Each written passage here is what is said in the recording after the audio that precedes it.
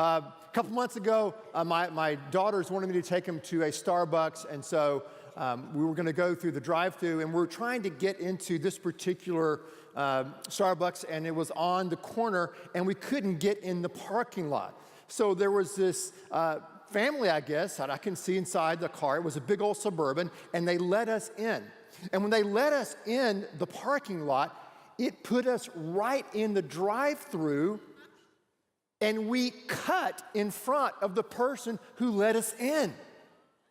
Yeah, I know, it was weird. And I couldn't get out. I couldn't maneuver to get out to kind of let them back in line where they were. They were so gracious to let me in, and now I've cut in line. I could feel their anger coming through the Suburban. I didn't want to see who they believed was number one or not. But I was perplexed, and so I get to the little initial order place there, and now they have this particular one had a video screen, and the barista is there, and she looks in there, and she has her little nose ring on, and she says, hi, what can I get for you? And I said without hesitation, I said, absolution. I said, absolution. She said, we don't offer that, so I said, no, so I said, here's what happened. And I tried to explain to her my dilemma of what happened and how I'd, cut in line accidentally. And I said, okay, here's the deal. Here's what I want you to do, okay? I got the order. I said, there's a car behind me, a Suburban. I don't know who in the heck they are. But I want you to go ahead and put their order, whatever it is, they're behind me now, on my credit card. She goes, okay. So we go and continue in line, and my girls are like, Dad, what are you going to do if they have like $100 or $200 bill? How are you going to pay for all of that? I said, that's just the price I'm paying for coffee today. So, an absolution. So I thought about that. It was kind of a crazy scenario, and I thought about the question, what can I get for you? And so many times when I go into a place, or perhaps you're brand new to church or second, and you're wondering, well, what do you have to offer me? What do you have to give to me or to us as a family? And I think really as we go and launch out into this brand new year, 2019, I would say it's the desire of my heart and the desire of our heart to, first of all, help you and help all of us to know God. To know God. And then not just to know Him emotionally, but to know Him intellectually and to know Him in a way that impacts your life. So there are a lot of people here who are seeking to know God. There are a lot of people here who've known God a very long time. We have people at all different places across the spiritual spectrum here in this worship center. So we want you to know God. The second thing we want you to do is to grow in God. It's not enough to simply know Him. God has designed us as human beings, as people who are designed by Him to grow in Him. We don't want to be stagnant in 2019. We want to grow. And the last thing, check it out, we want to go with God. Now, what do you mean by go with God? I want you to go with God by taking steps out of your comfort zone. When God may call you to do something or to say something or to take an action, to take that step out of your comfort zone and to go with God in this brand new year. So quickly, the way that we do that, two ways that we do that to help all of us here to know God, to grow in God, and to go with God is every Sunday we meet right here at 11:11 for worship. We do. We meet at 11:11 and we meet for 1 hour. 1 hour. I value your time. I hope you value my time. I'm uptight. If I'm going too long, I'll do it today. I will cut the message off, and there will be more next week, and we're going to be okay. So it's 1 hour of worship, 1 hour in a cell phone-free environment to connect with the transcendent one who knows us and made us. So we gather here at 11:11 for that 1 hour for the purpose to know, grow, and go with God. Second of all, the second way we do this, and you heard us talk a lot about this, is through our classes that meet at 9:30 on Sunday morning before the 11:11 hour. We have classes. If you're 2 months old, 2 years old, 12 years old, 18, 28, 38, 48, 58, 88, married, single, somewhere in between, it doesn't matter. We have classes that meet at 9:30 for 1 hour right before the service, and in these classes is where the church gets really small. okay? It gets really small. And so you build a sense of community, you build relationships, because God designed us to live in community, not to be solo pilots.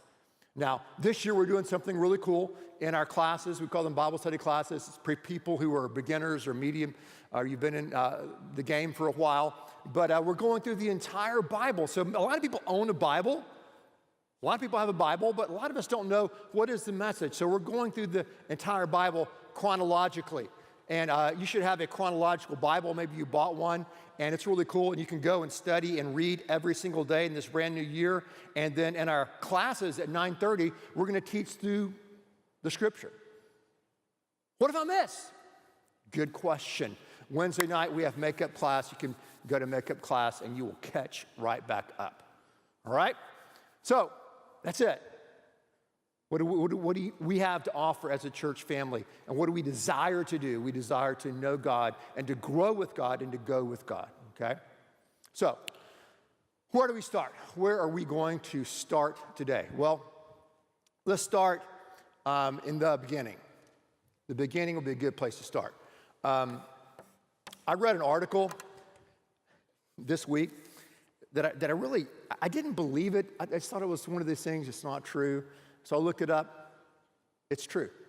The University of Wyoming, I don't know if they still do, but they offered a class, check this out, in interstellar message composition.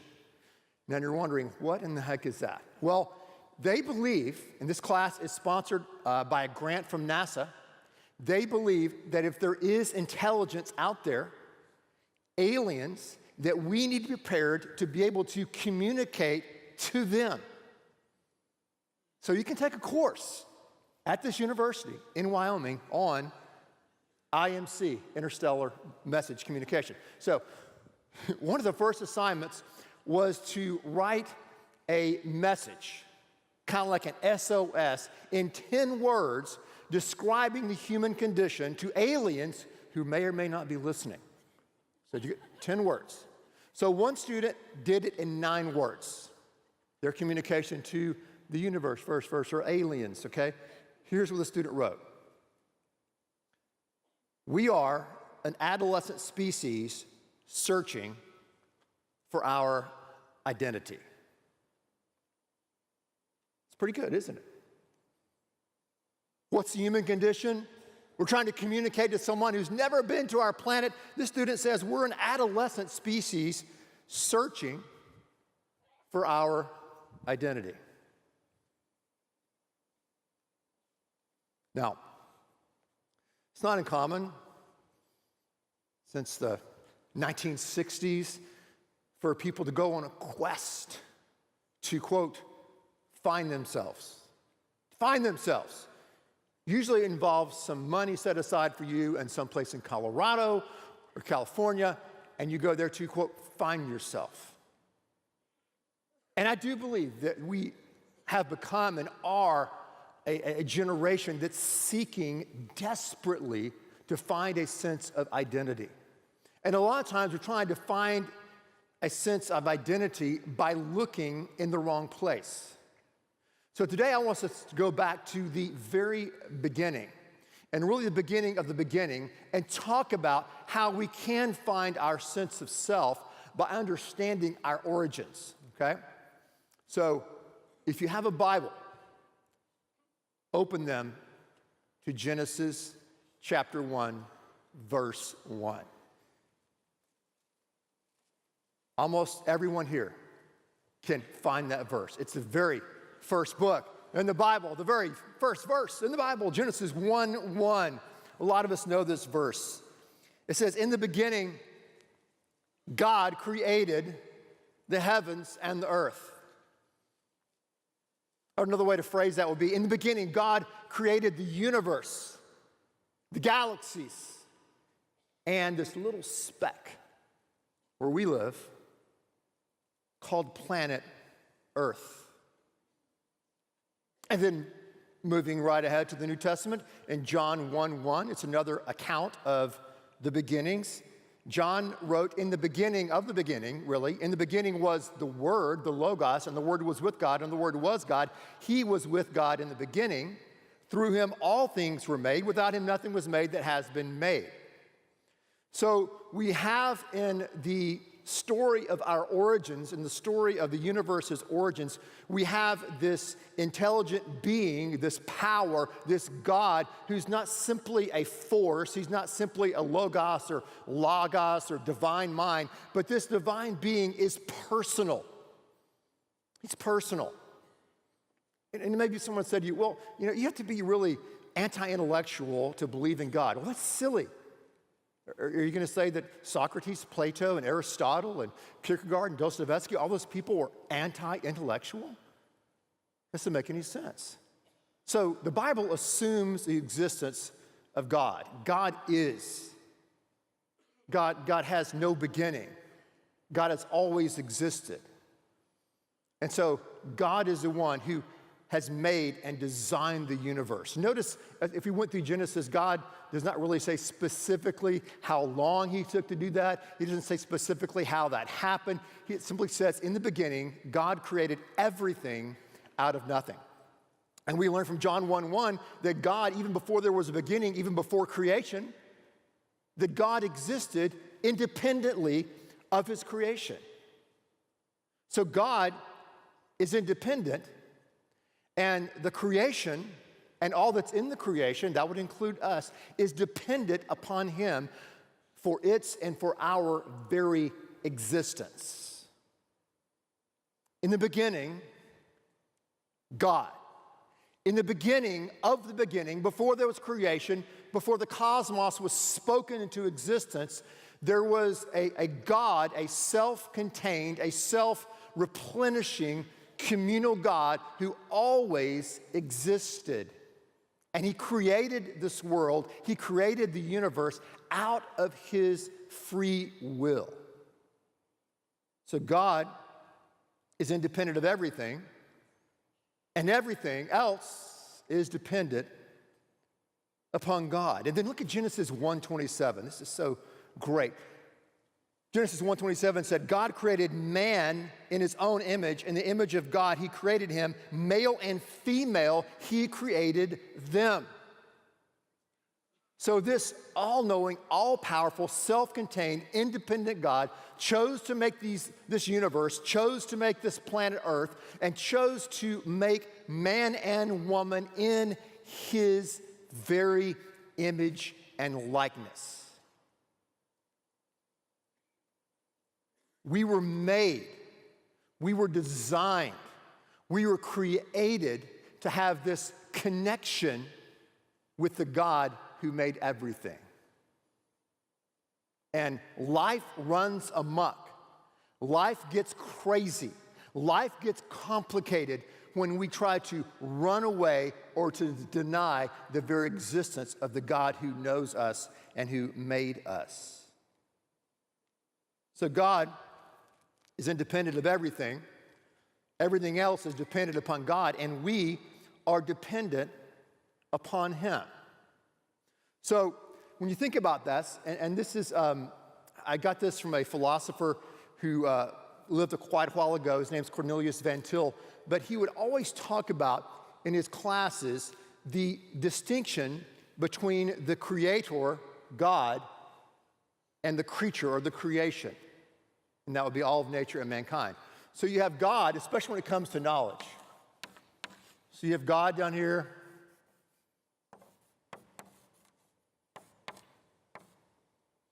You have mankind down there. So God's knowledge is comprehensive. His knowledge is comprehensive. Our knowledge is partial. God's knowledge is unlimited. Our knowledge is limited.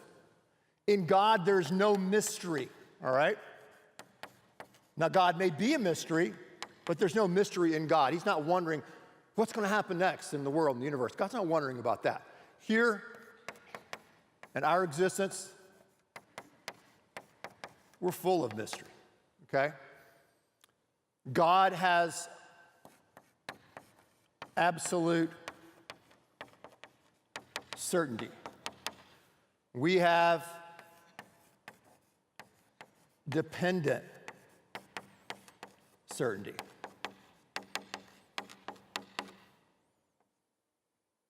I will not win an A in penmanship this new year. So you have this, I think, this really cool understanding of the knowledge of God and the knowledge of us, the knowledge of mankind, right? So there's always a distinction between God and man and woman. We're like God, we're made in his image, but on a whole nother level, God is nothing like us. God is transcendent. God exists in a whole different plane. And as far as knowledge is concerned, God's knowledge, comprehensive, unlimited, no mystery, absolute certainty. Our knowledge is partial, full of mystery, has dependent certainty and dependent uncertainty. So God designed us and designed the world to work this way. And for me, and perhaps for you, and maybe for you, you're like, what does that have to do with anything? Well, but for me, that was very helpful to me because I feel like God gave me a very curious mind. He's given all of us a very curious mind. And I really had this idea that I was going to figure not everything out in the world, but I basically was going to figure God out. I was going to figure him out. I was going to figure out how God worked. I had the Bible, I had church, I had friends. I tried to surround myself with smart people and bounce ideas. I thought I was going to figure everything out. But I discovered you can't. There are limits. And God has placed these limits on us, and he placed limits on our knowledge. Now, we can learn a lot. And we have, as human beings, in a sense, evolved intellectually in our creations and in technology, which is awesome. But what I've discovered is if you push knowledge far enough in any realm of study, in any endeavor, you're going to bump into mystery. You're going to bump into limits. You're going to bump into paradoxes and antinomies. I don't care if you're talking about biology or chemistry or astronomy or psychology or mathematics. You push that field far enough, as far as you can take it, and you're going to bump into limits. You're going to bump into mysteries in this world, in the universe, even through the great tools of technology. We come to our limits. And God designed it to be that way. God has given us great knowledge. God has made us and created us in his image, which means that we can make real choices, that we can have real purpose and meaning in our life, that we can reflect his creative power and in our life by being creative and creating and designing and arranging and trying to bring order to chaos at the same time. God has created us with limits. God has created us to have some knowledge, but not all knowledge, to understand some mysteries, but not all mysteries. So we have to walk, and we have to relate with God, and know God, and grow with God, and go with God by trust. We trust. We trust that he is a good God. In spite, many times, of our circumstances, we trust that he is a good God, a kind God, a loving God. And we don't have to live as an adolescent species on this planet looking for an identity, because it makes sense, doesn't it? If I really want to know who I am, I need to figure out how I got here and who made me. And perhaps his will and his plan for my life. So, in this brand new year, in 2019, if we're going to know God, if we're going to grow with God and go with God, stepping out, we've got to have one factor. one factor. And it's a factor that we can so easily lose. It's a factor that can so easily slip away from us. But it's what I've been trying to hint at today. And that's the factor of wonder. Wonder. Looking outside at the stars at night should create a sense of wonder. Looking at the mountain peaks and their majesty and their glory should create a sense of wonder. Looking through a telescope at the Milky Way and the stars in the sky should create wonder. Looking at a microscope and how atoms and function and work should create a sense of wonder. Going and looking at a fine piece of art or a painting should create wonder. Listening to music and singing music, especially collectively together, creates a sense of wonder.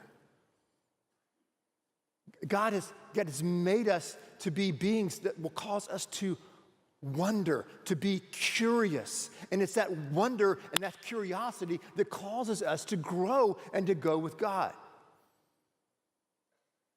If we had a God that we could completely figure out, would that being be God? Or would that being simply be an idol and a reflection of ourselves? God is a God of wonders, a God of majesty, a God of might, and He has created us to live with a sense of wonder. Neil Armstrong, first man to walk on the moon. Here's what he said. He said, "Mystery creates wonder, and wonder is the basis of man's desire to understand."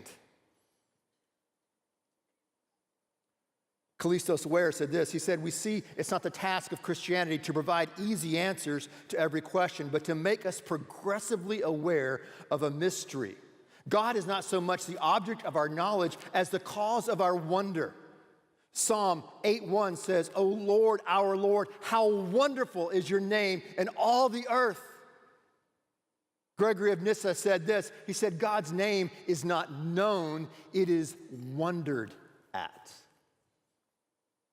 Wondered. During the singing portion of our worship service today, when I sing those words, they cause me to wonder. The everlasting, never-ending, just reckless love of God for this world and for us causes me to wonder. The resurrection power of God that God allows to live inside of you and inside of me, this power which we so little or infrequently appropriate, causes me to wonder. If we could grow with God this year, if we could go with Him, my prayer for you, my prayer for me, my prayer for us would be, God, create a sense of wonder inside of us. Create a sense of wonder, a sense of curiosity, a thirst for who you are.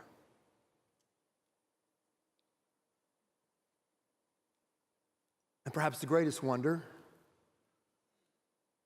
is this transcendent, independent, all-knowing, all-powerful, all-merciful God who exists outside of time and space. That is one wonder, but the greatest wonder is that this God would enter into our human condition and our situation.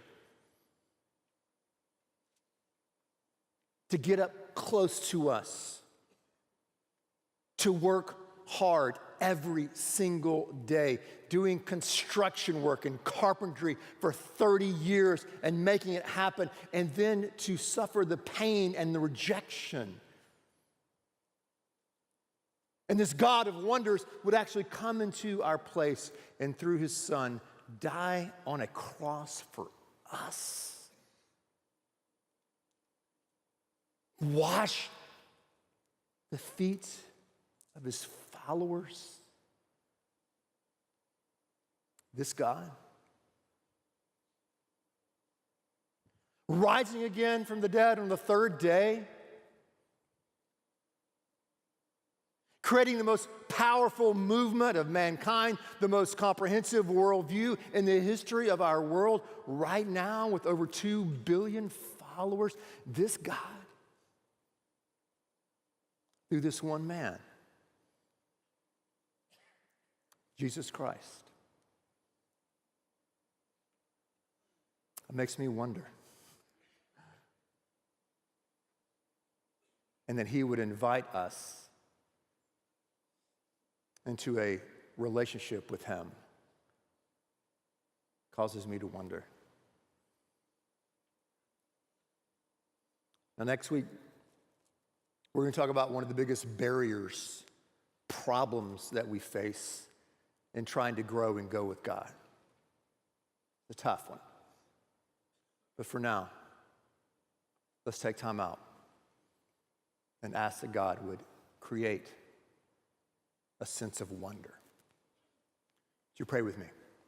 God, I thank you that you are a faithful God. And God, many times when we try to run away from you, you run after us, you chase us down to bring us back home, to bring us back to the true source of our identity, God. And God, to restore that sense of wonder in us. So Lord, I pray right now that as we enter this time of invitation, that if there's some people here who need to stand and walk down front and say, hey, I need to connect, I need to belong to a community. As we start this brand new year, God, it's my prayer that families and couples and students and singles will stand and come down front and say, hey, as I begin this brand new year, as we begin this year, we want to connect, we want to belong, we want to be a part of this team. God, lead them to stand and come is my prayer. Lord, others are wondering, how do they start?